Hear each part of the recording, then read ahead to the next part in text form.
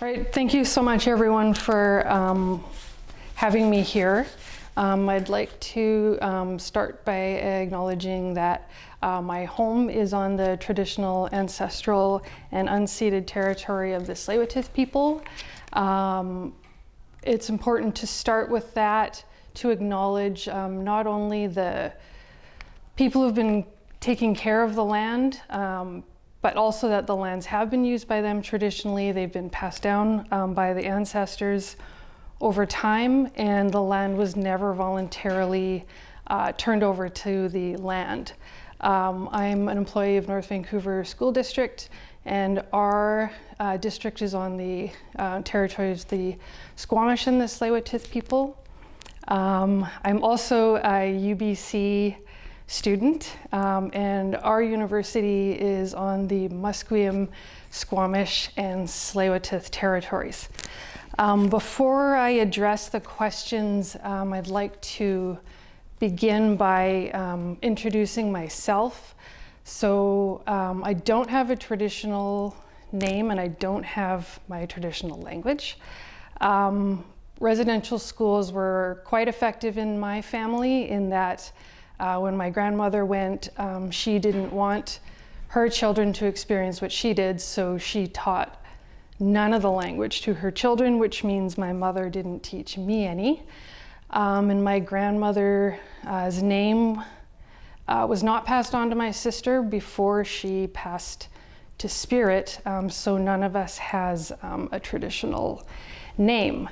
But my grandmother was born into Seabird Island, and she married into Shamakwam, which is the band that I'm registered to now. That is up past Squamish, and my grandfather is Squayala, which is from the Stolo Nation. The reason I introduce myself that way, and I understand that it takes a while to do that, is because that is the way we've always done things traditionally.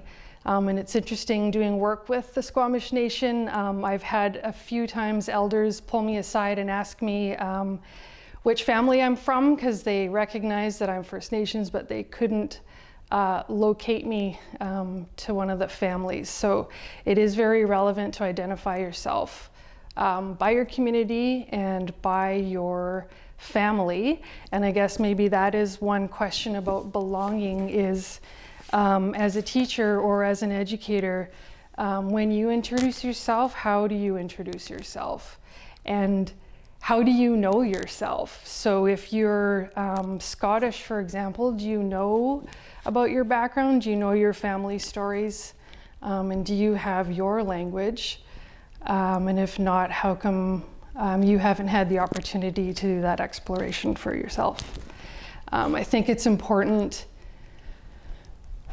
when doing work with Indigenous youth and families, the most important thing I've found is to be really reflective about yourself. And I've found, even though I thought I was reflective through my practice, because of the training that I had, which is all very Western centered, it set me up to behave in a way with families and youth that was not responsive culturally. And it's only because the training's Western, the schools we go to are Western, the schools we teach in are Western, so of course my practice was Western, and it took deep reflection for me to identify what was Western about it, and to critically, I guess, analyze that and challenge my own training and challenge my thoughts.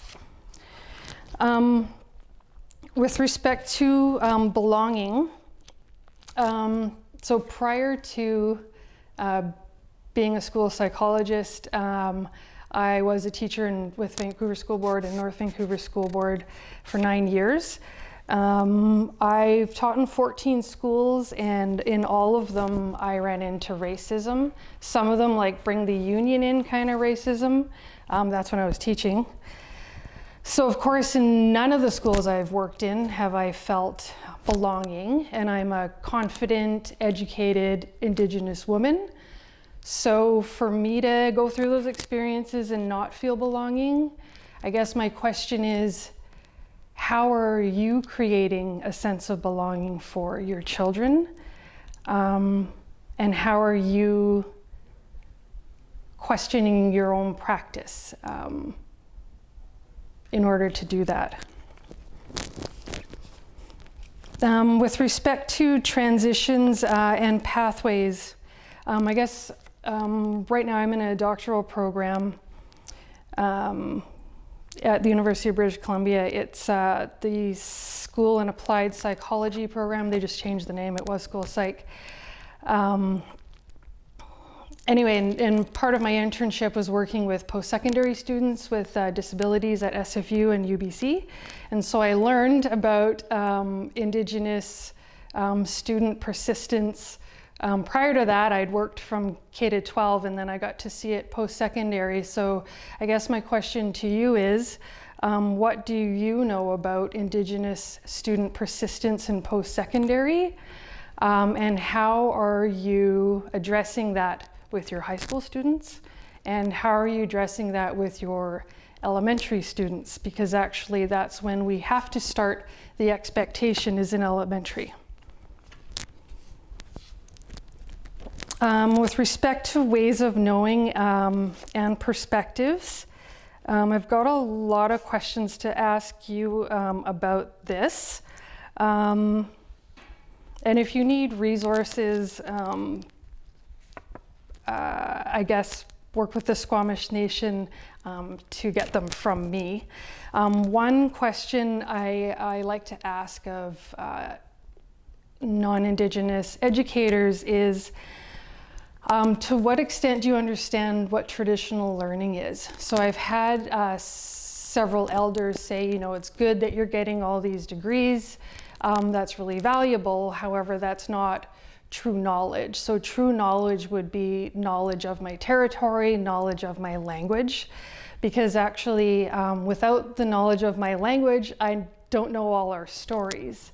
And if I don't know all our stories, I don't really truly understand the history, and I don't truly understand who I am, and I'm not able to engage with my elders in the same way as if I did have my language.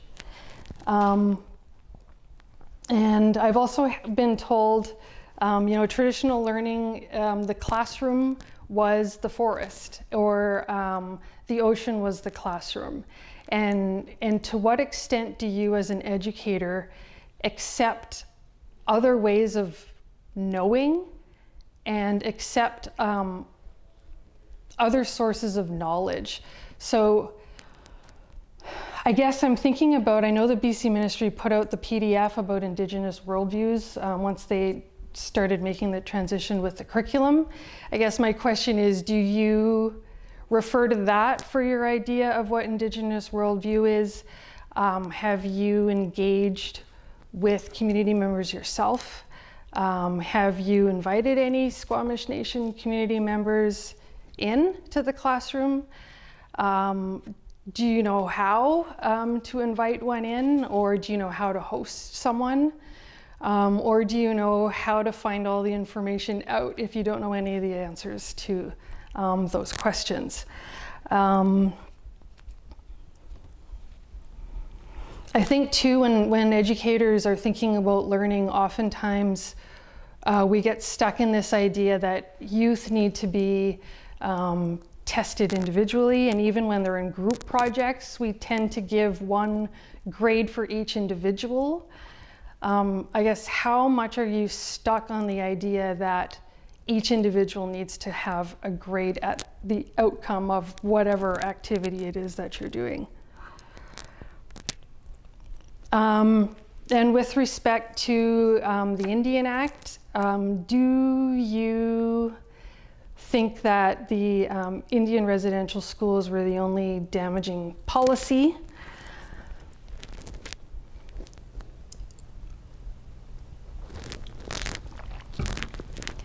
Or do you know about Indian hospitals and the sterilization of Indigenous people against their will? That happened when the Eugenics Board was sterilizing thousands of people, but the trick was if you were in government care at the time, then you could be sterilized against your will. Residential schools were considered government care, so that's what happened. And that a lot of people in communities know those hospitals were there, and they know what happened in those hospitals. And so the perception is, especially I'm thinking of the other helping professionals, psychologists, speech language pathologists, counselors, anyone who's in a profession that's also seen as the health profession. Do you know that some of our community members see Indian hospitals as being a barrier to accessing services now and accessing my services as a school psychologist? Do you know about the 60s scoop, which was called the Children's Aid Policy, which allowed provincial governments to take over control of any services that were not offered by the federal government? That included child welfare. So what happened was, prior to that policy going into place, there were very few Indigenous youth in care. And then within a very short period of time, there became thousands. Now I think it's like in BC, if I remember right, I think it's 67% of the youth who were in out-of-home care in 2017, 2018 were Indigenous. I think Manitoba's worse. And there are more youth now who are in foster care than there were at the height of Indian residential schools. So I guess what do you know about how past experiences with systems and policies continue to impact our children and our families? And I guess too with residential schools, I've heard several people say that, you know, they're a thing of the past. They should, people should get over it. Well, the last one closed in 1996, and there were multiple actually open at that time. I thought there was only one, but there weren't. Up in Northwest Territories, I think there were still 2 open at the time, and I think there's 1 open in Saskatchewan at the time. But regardless, there are a lot of caregivers that are in our in our schools now, interacting with us as educators who went to residential school. And so how are they experiencing coming into schools? Last summer I was in a community working with a parent, and he said he ran into the nun that had sexually abused him. As a child, he ran into her in the community, and he lost his ability to speak. He went home and he was trying to explain to his sister what was happening. And it took, so he said he saw her about 10 o'clock in the morning, and it took till about 6 or 7 at night for him to regain his speech because of the shock. He was re-traumatized. He went right back to where he was as a child when he saw her. And so when we're asking caregivers to come into our schools, how are we considering their past experiences and how they're experiencing our schools now? For the inclusive ed staff, how are you considering that the construct of disability for many groups does not exist at all? It doesn't exist in our thinking, it doesn't exist in our language. So when a Western psychologist uses Western tools to tell an Indigenous parent that their child has this Western construct, what is that experience?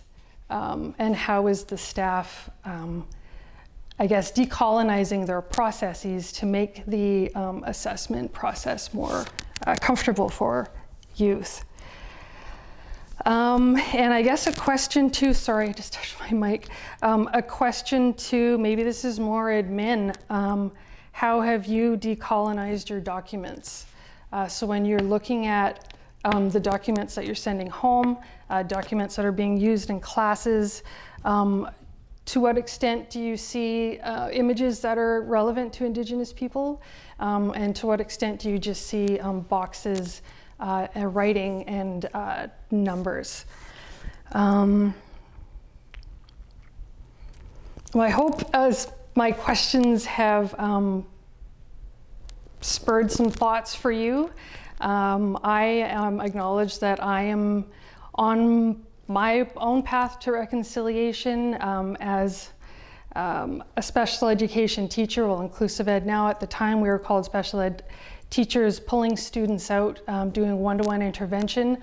I thought I was offering the best service I possibly could, only realizing later that for some youth, because community is everything, for me to have pulled that child out of the class to do that work, the child saw it as, and the mom saw it as me removing them from the community.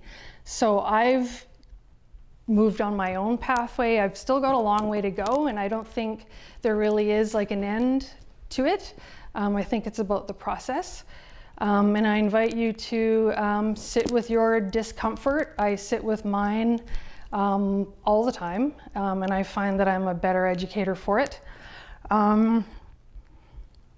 And I guess maybe one last question, because I typically, when I'm in schools, I've got my glasses on, I'm wearing a business jacket and a button-down shirt, because that's what is valued in the Western school system. I guess my question to you is, when I first came on camera, who did you think that I was, and why did you think I was about to speak? Did you assume that I'm on my 5th degree and that it's a doctorate? Or did you assume I was maybe an education assistant, or maybe I was a mom coming to talk about my child's experience? And I presented myself this way on purpose because I find that oftentimes when I'm interacting with others, even when they know how many degrees I have, what they see is my Indigenous self, which I do want them to see, but only if it doesn't cause them to value me less because they see me that way. So thank you very much for your time, and good luck on your journeys.